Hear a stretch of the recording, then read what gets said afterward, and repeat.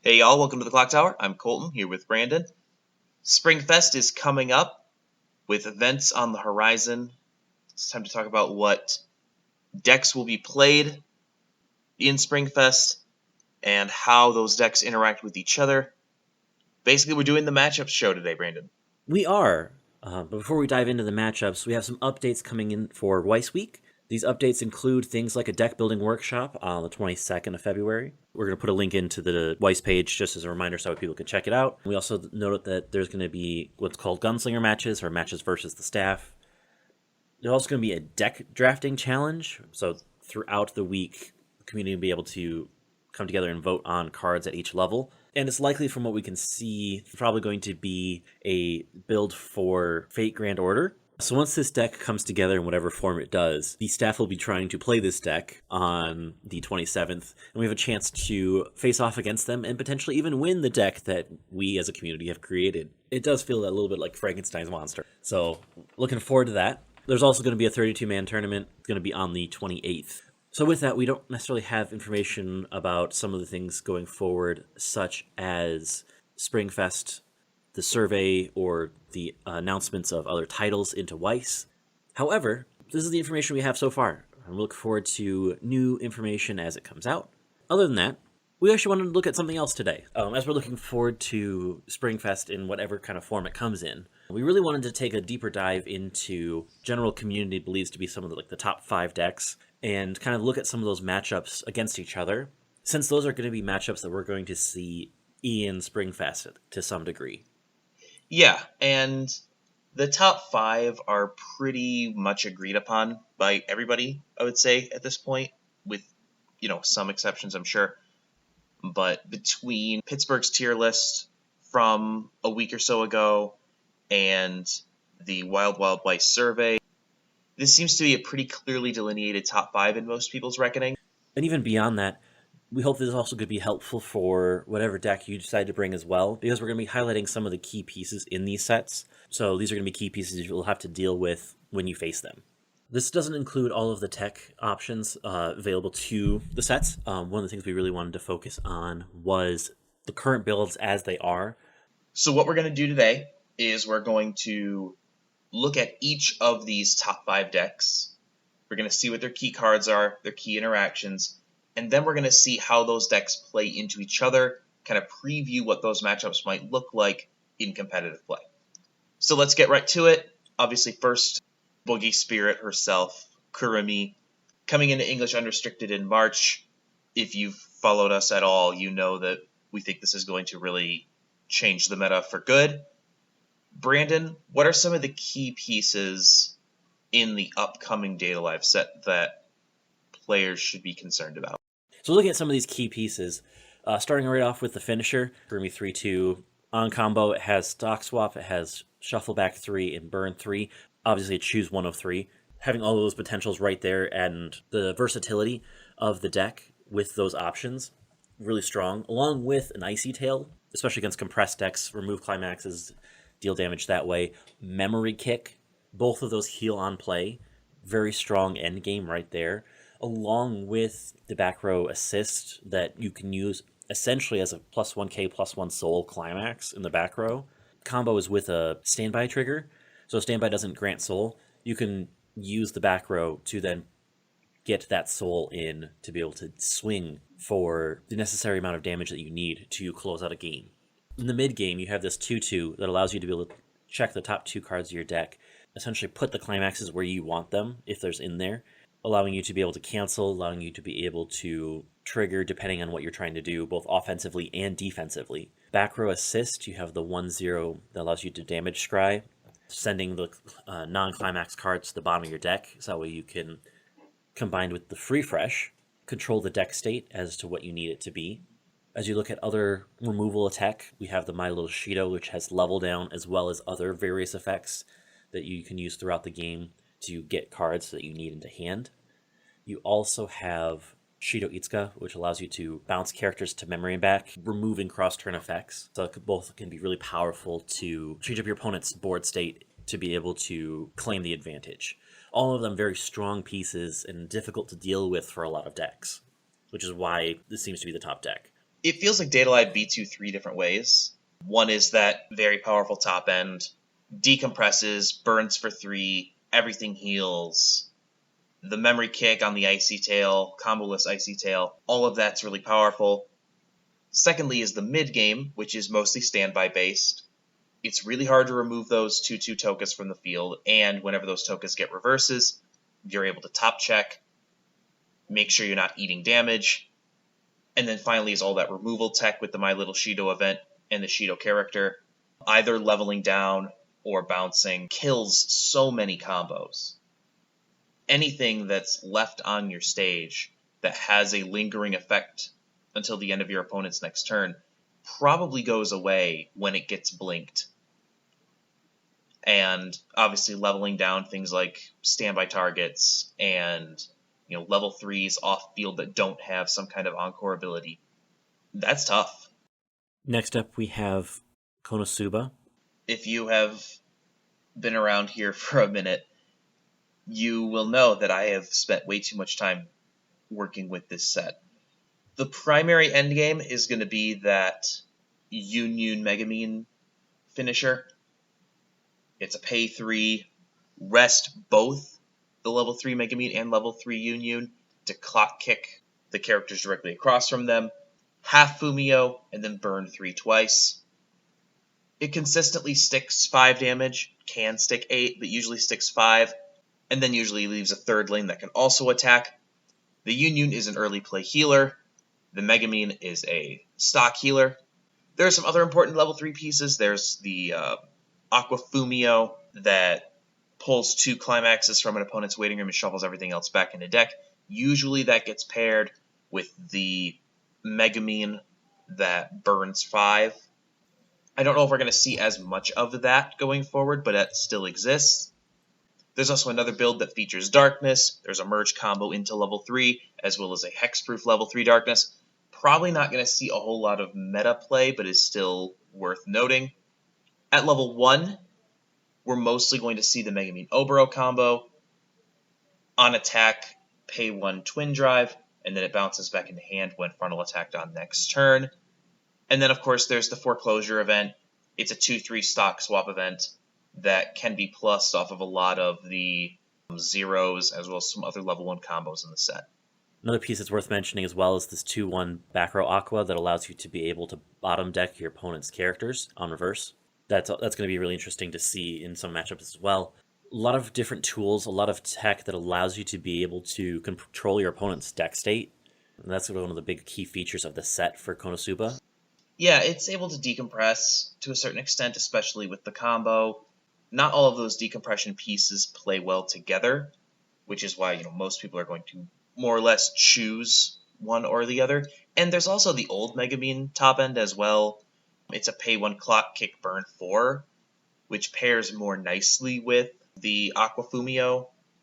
So there are a couple of different ways you can build this. I think most people are going to run the new Legend of Crimson stuff, but there's definitely enough variance here in what Konosuba's top end can look like, but functionally they do the same thing. Decompress, clock kick, burn. As we look at ReZero, especially in the top end, looking at the more end game state, you're looking at this clock kick or burn top end, so being able to try to consistently deal additional damage. With that, to help guarantee some of those clock kicks, you have this back row assist that in itself is hexproof and grants power based on level, as well as when it kind of comes into the field to be able to salvage character. So it has a lot of pretty cool tools in the back row. You have a lot of really good tech that allows you to be able to mess with your opponent's board, whether you're looking at the Rest Brainstormer in the back row, or you're looking at the counter that allows you to be able to remove things from field. Like you have some tools, especially towards the end game, to kind of control the board and what the board looks like. So ReZero is very much kind of going to be I think more board-centric deck, especially towards the late game. You have some earlier stuff that allows you to kind of help set those things up, but really what you're focused on is that late game style of deck. You know that I'm a huge fan of high damage floors, and the Amelia finisher in particular has a very high damage floor. Having the ability to either Clock Kick or Burn, depending on what it's facing, is super, super nice. Because one of the ways that you could counter a Clock Kick deck before was just crash. Don't give them anything to kick, force them to stick big swings into empty lanes. Now you don't have that option. If you leave a lane open, now you can get burned for 2. So the only real way to counter this is to be very, very big, which is something that Amelia also does, is get really, really big. 16, 17,000 power on attack is going to reverse the vast majority of things. So really solid top end. And the kind of top end that can really close from 3-0, which I think that's going to be a trend going forward. We'll probably talk about this more when we get to the matchup stuff. But being able to close from 3-0 after your opponent heals down is going to be really important. So next up we have Fate. What do you think, Colton?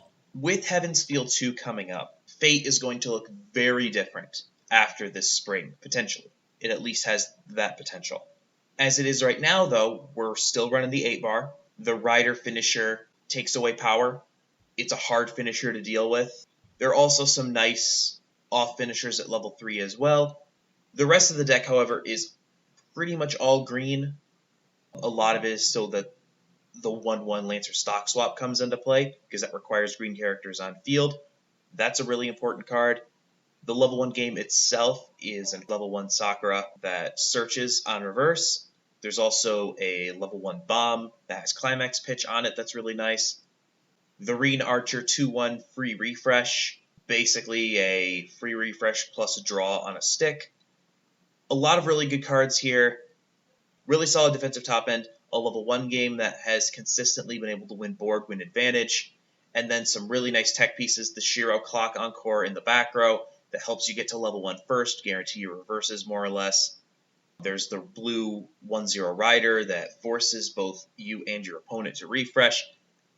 A lot of really nice tech, a lot of really good deck manipulation stuff in Fate. We saw it win the Invitationals last summer. It's going to be viable once again this summer.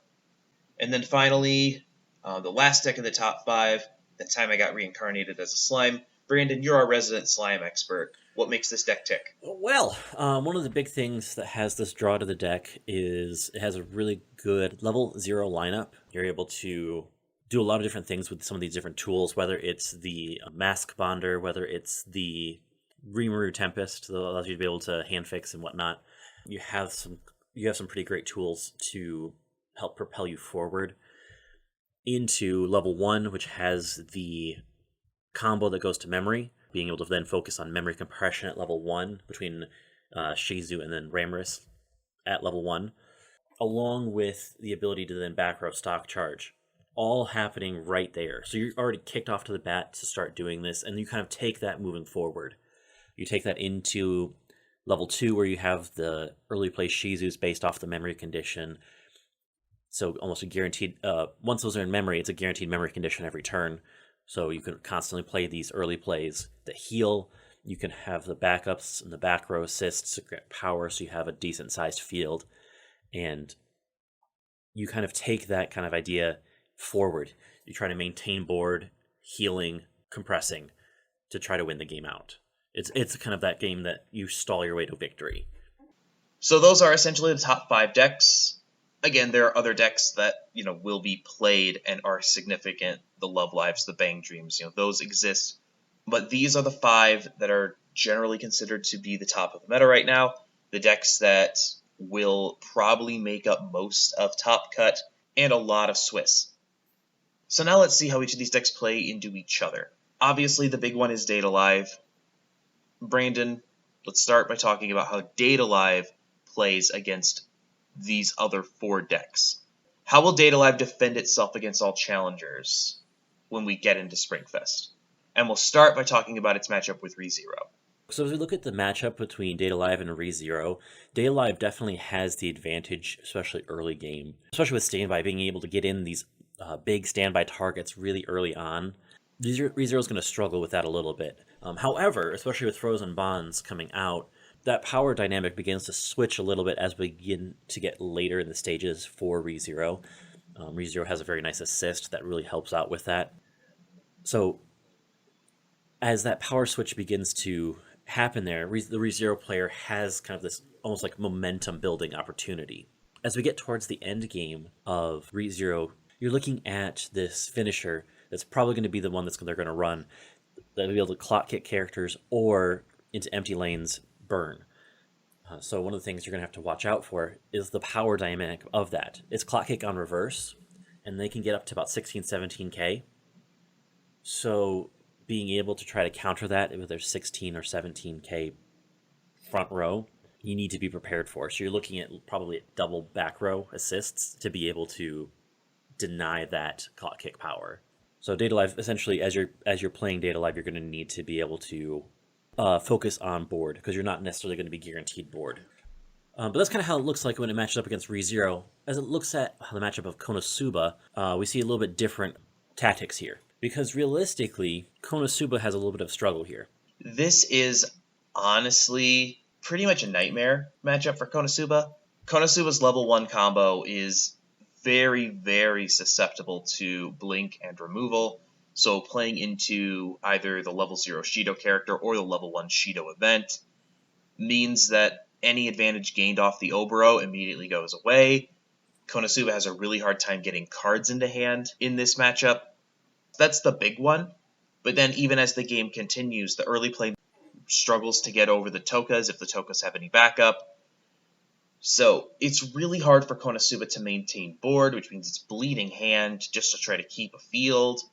And it's a tough matchup. And honestly, it's going to probably need to pivot off of trying to get the Megumin combo off if it's going to be able to play into this.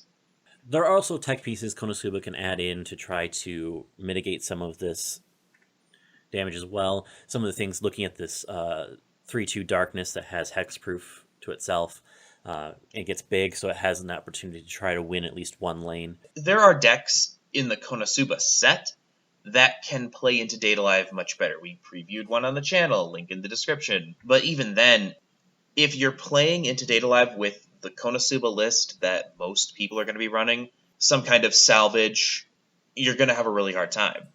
And in order to play into this matchup, Konosuba may need to pivot off of gate salvage entirely and play, like you said, the Darkness plays much better into Data Live, but it doesn't have as good of a top end.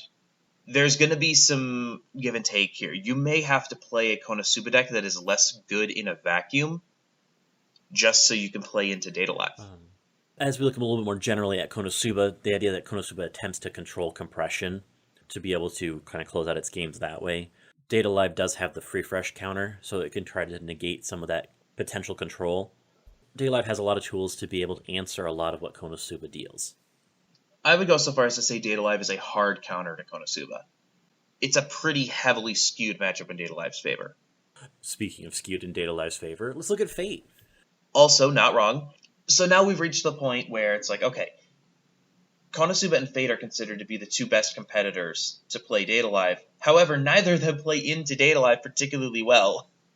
The level 1 combo for Fate requires a reverse, which means that it needs to get to level 1 first. There are no exceptions, which means it needs to potentially even use a lot of hand just to encore itself to level 1. So if you're Data Live, you don't push early in the game, right? You don't want Fate to get to level 1 early. You want to force them to have to use their resources to clock encore themselves into level 1 if necessary. And even then, some of the main tools that Fate likes to use, such as the Sakura cost 0 bombs, aren't nearly as effective when you're playing up against 1-1s and 2-2s. Right. You can't bomb standby targets with a cost bomb. Especially early on, Fate's going to struggle against Data Live with some of those tools. Well, honestly, I think that Fate's going to struggle in the end game too, because those 3-2 riders can get leveled down and blinked. And Fate doesn't really have any way to counter that.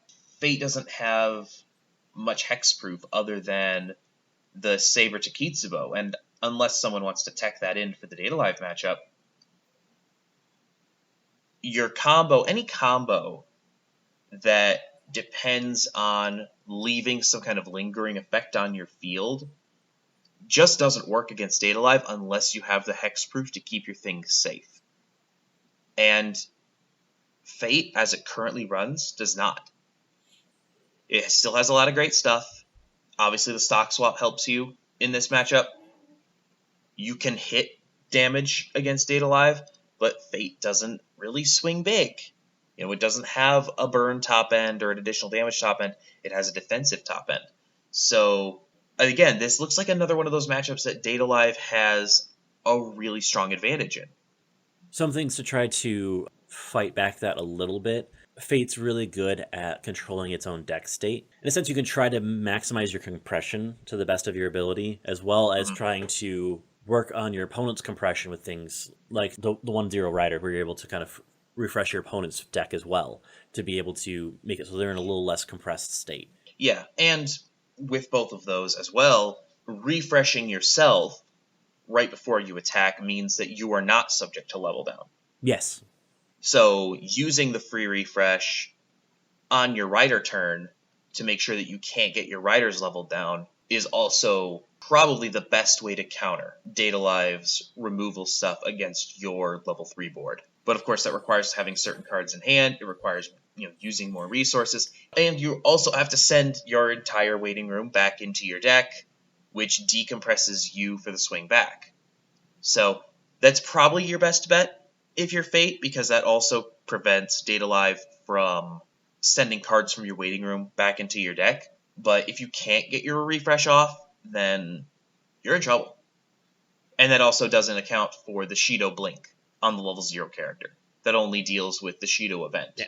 So it's tough sledding for Fate. There are a couple of things it can do to counter, but Data Live, again, has the advantage in this matchup, I think.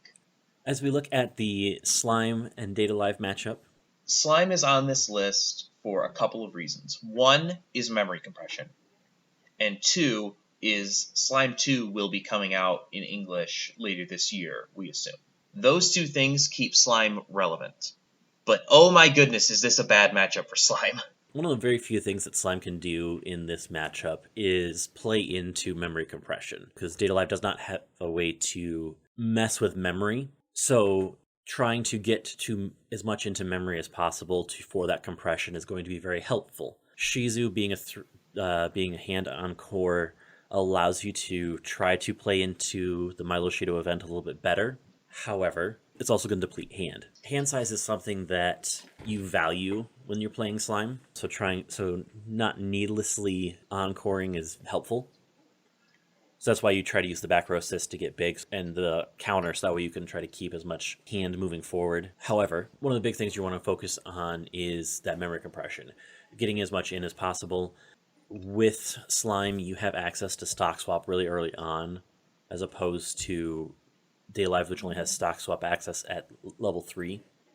So trying to push it for damage in places when you're able to take advantage of the situations, I think Slime can do that pretty effectively. I think you're really going to be focusing on the Ramorous card in this matchup, forcing your Shizus to memory and then being able to stock as much as you can into memory to build up that compression. You need to get to level 1 first, if you're Slime, so that you can get your Shizus on field with reversible targets, so that you can have some kind of board, so that when they die, they go to memory, which is what you plan on, what you want. But beyond that, Slime has a really hard time dealing with oversized standby fields. It's going to have an empty board a lot. The Ramorous is going to be really important, like you said, because it's not only going to get playables on field, it's going to get more cards into memory. So getting something into memory as much as possible, especially something that pulls from a zone that is not your hand to help keep that hand size. The early play is a good card. It heals and it has hand encore, so it can, it can die and you can keep it on field. But like you said, that's going to be very hand intensive. And on top of all that, Slime doesn't really have a level 3 combo It does, but not one that is a focal point of its game, and certainly not one that can take advantage of Data Live's, kind of naturally uncompressed state. As we look at the ReZero Konosuba matchup, especially early on, it actually might seem that Konosuba has a little bit more advantage than ReZero. I really think it's going to be the blue level 1 Amelia on the book. That's probably going to be the main combo at level 1. With that, that's going to be a little bit lower than Megumin in regards to power size.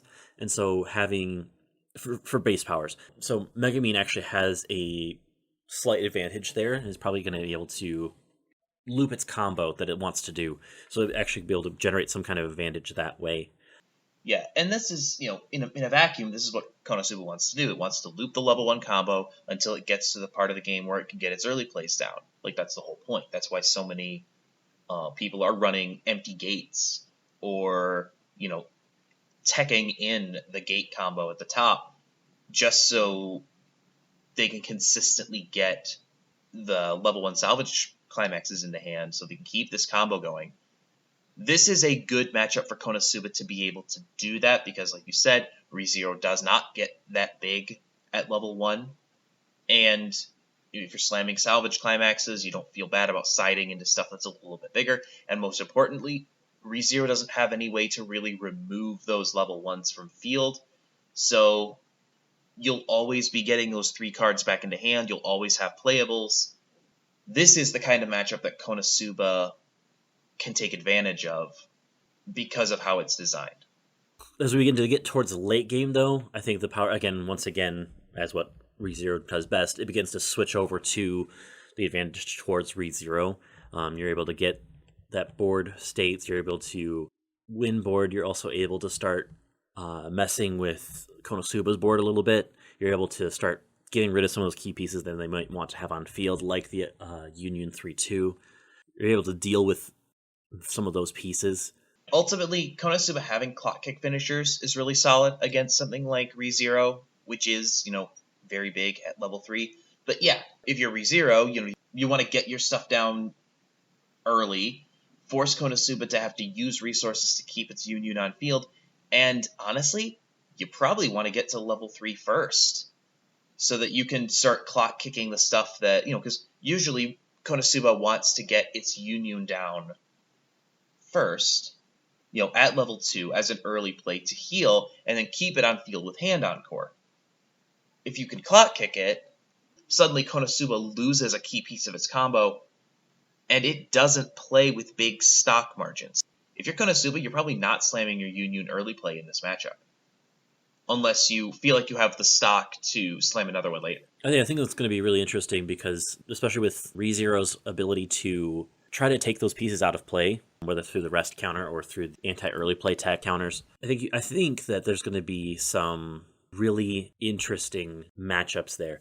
I actually almost think that ReZero kind of wants Konosuba to get there first, only because if it can deny the Union early for that end game, because you need both Union and Megumin standing to be able to rest them to do the damage, to clock kick and whatnot. If they can have it rested or removed, pushing you to level 3 doesn't matter if you can't get your combo on field. But Konosuba is probably not going to play the Union until level 3. It will just hold off on the early play and just try to keep slamming those Megumines and looping that combo as much as possible so it has playables, especially playables it can side attack with, because of the Twin Drive, and just hold its level 3 game in hand until it reaches level 3. It probably heals down to 3 and then combos. So hopefully, if you're a Konosuba player, clock kicking the Amelias. So it's going to be who blinks first kind of thing, right? Like, you're probably not going to put your combo down unless you think that you can close the game. Exactly. Like, getting your stuff down early, it's inviting your opponent to clock kick you. It'll be interesting to see, like, I can see these two decks dancing around each other for a little bit before one of them tries to go all in and win. Yeah, I honestly think that this matchup specifically is going to be one of the more fun ones to watch in Top Cut. This is going to be one of those ones where being a good player is going to matter a lot. Some matchups, are very matchup dictated. This deck has the advantage because it does this that counters this. This matchup is going to come down to player skill more so than most. This is going to be less deck versus deck and more player versus player. Most matchups are some combination of both. This is going to be very player dependent. Yes. And I'm really looking forward to seeing the best players in the world play this matchup out. So as we look at the matchup between Slime and ReZero, kind of similar to the matchup between Konosuba, I think the level 1 game is going to be more towards Slime's favor, partly because Slime is able to do Shizu things and gets Shizu on board with some pretty helpful tools. As we get to the end game or mid game, Shizu is going to be able to get on field, play down. It's going to compete. I think it's going to be a lot closer to be able to with the board states, but I think that if Slime plays more defensively, it's going to be a closer matchup. These two decks don't interact with each other as much as some of the other matchups. Well, partly because Slime doesn't interact with other people. It says, I do my own thing. But I think realistically, as we get towards end game, it then switches over and favors ReZero, because realistically, Shizu on field is a prime target for Clock Kick. Because if you can get that 16k barrier, Slime can't defend against that, and it gets wiped. And Slime really does need to get those Shizus down as a part of its game plan, whereas Konosuba feels like it can hold off. Slime plays the Shizu early play in part because it's a more or less guaranteed early play. Yeah, and one of the big things with it is healing. It tries to heal down. So Slime's best bet is to try to keep healing, try to stay at 2 for as long as possible. However, one of the things that Slime's going to need to be able to do is close out a game. And as we talked about before, briefly, being able to close from 3-0, becoming more and more important and relevant. Slime really wants to go for the 2-turn as opposed to the 1-turn. So with that in mind, it becomes a lot harder for Slime to finish. When Slime and ReZero are both at 3-0, ReZero has a huge advantage because ReZero can finish that in 1 turn, and honestly will very consistently, whereas Slime has very little at its disposal to close someone out from 3-0. As we look at ReZero versus Fate, I think it's still I think it falls along a similar line, except I think Fate is a little bit more favored in this matchup. One of the big things being the Rider 3-2. With the Rider 3-2, if you have the combo in place, not being able to front attack the Riders, if you don't have a good way of dealing with the Riders beforehand, like all of a sudden your combo, you can only side attack, you're siding attack into things, so you can't burn, you can't Clock Kick. So it becomes a little bit more challenging that way. Yeah, this is one of those matchups where Fate, honestly, it's probably in their best interest to get to level 3 first. Yes. Because if they do, even if they are sitting at 3-0, the Amelia combo, like you said, can't really do anything. It can't reach that damage floor because it doesn't have the option to Clock Kick or to burn. And Fate, because it has the Shiro Clock on core, it really can get itself into level 3 relatively quickly. So getting itself into level 3, getting the Rider down, in the mid-game, it will be able to get those reverses with the Sakura because the Amelia is not that big, and it will also be able to bomb effectively. So if it gets to level 1, it can clear lanes by leaving the Sakura bombs like it wants to. This feels like a good matchup for Fate, all told. If it can control the game the way it wants to, if it can control its own leveling speed, this is going to be a good matchup for Fate. As we look at Konosuba versus Slime, Konosuba I think is really favored in this matchup as well. Realistically, the early game, they're both kind of doing their own thing, which seems to favor... Realistically, it probably seems to favor Konosuba a little bit more so. Realistically, Slime doesn't have a way to shut off Megamine. Slime wants to do its own thing and compress to memory. Right. With that in mind, both have early play heals, both have hand-on core. However, if Konosuba overpowers Shizu, you can bottom deck it with the back row Aqua. So you can get rid of Shizu. And if you get rid of Shizu, yes, technically Slime can just keep playing Shizu over and over again. But it forces Slime to use 2 stock every time it does, as opposed to hand-on coring and saving the stock that it needs. Yeah, these two decks are very similar. in a lot of ways. Those level 1 combos that generate advantage in different ways. The early play heals, like you said. But again, I think the key difference here is that Konosuba has a combo that can finish from 3-0, and Slime does not. Excuse me.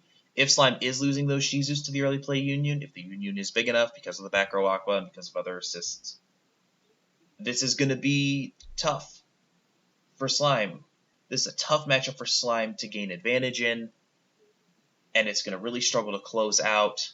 And Konosuba also has, again, because it clock kicks, that damage has nothing to do with compression, and it's also got the half Fumio, so it can decompress as much as Slime can be decompressed.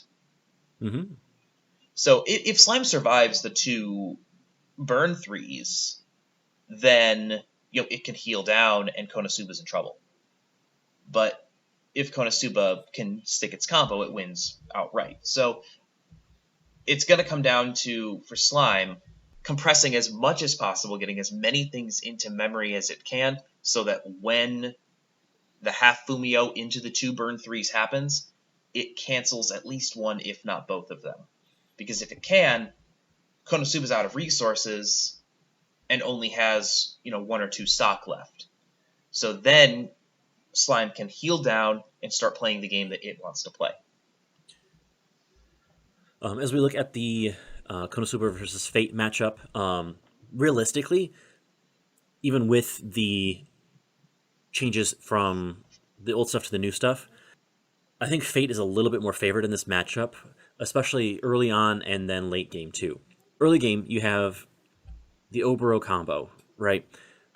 Sakura, the Sakura into the Oboro combo, not so great, because you need reverses and Oboro bounces away. The bombs, right, much better. Because especially if you get the bombs on field first, I think it's going to race to 1. You're racing each other to level 1.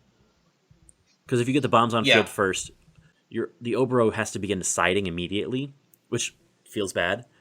I think the race to 1 is important. Bombs immediately remove the Oboro from play if they're challenged.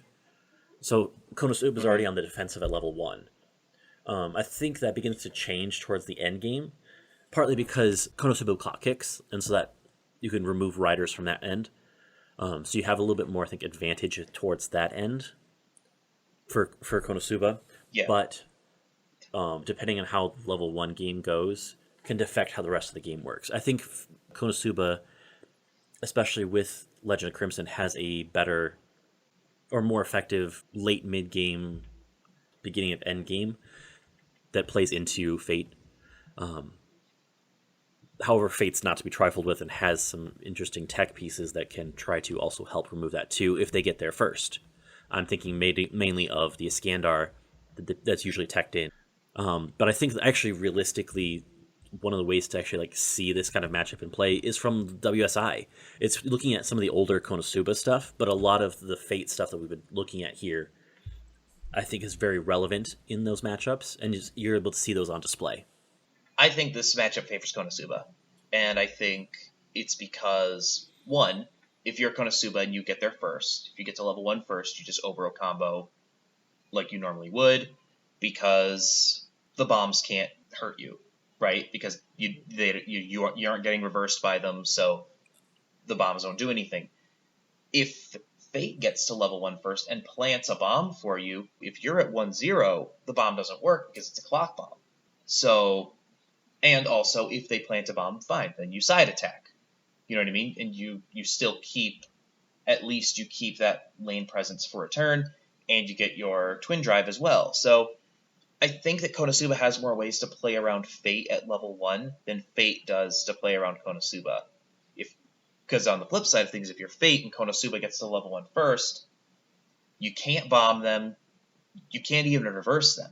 If you're Fate, you have to get to level 1 first.